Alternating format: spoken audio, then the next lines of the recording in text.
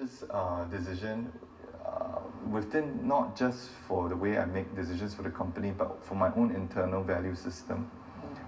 My dad has always been very prudent and humble in the way that he deals with his personal life. And I think that gives us that foundation. And there's only one thing that I would spend on. I would put it as food.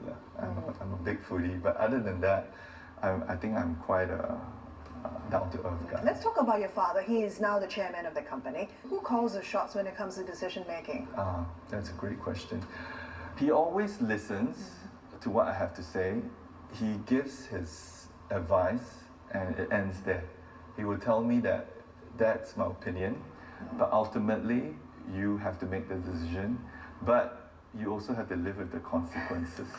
So it's a fair deal. It's a tough choice. Yeah, but it's a totally fair deal. And I think that sets the tone of our working relationship. So even till today, my dad doesn't come into the office anymore that often. He works out from our town office, and I work here. And he has a good set of reasons for doing so. When he handed me the keys, he said if I keep showing up for work every day here, everybody will go into his room, to ask him for a decision. But because he chose to move his office down to another place, it was very clear that they all had to come to me to make the decision.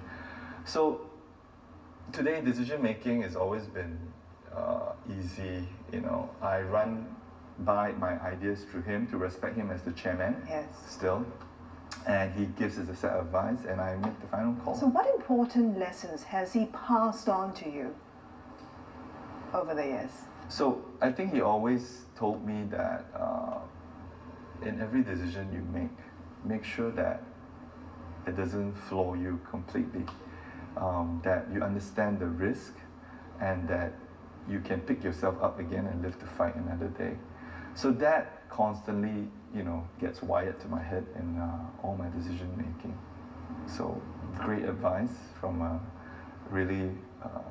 great man of mine. And finally, you're still in your early 40s. You are a father of one. I know you're still very young. Have you ever thought about succession planning?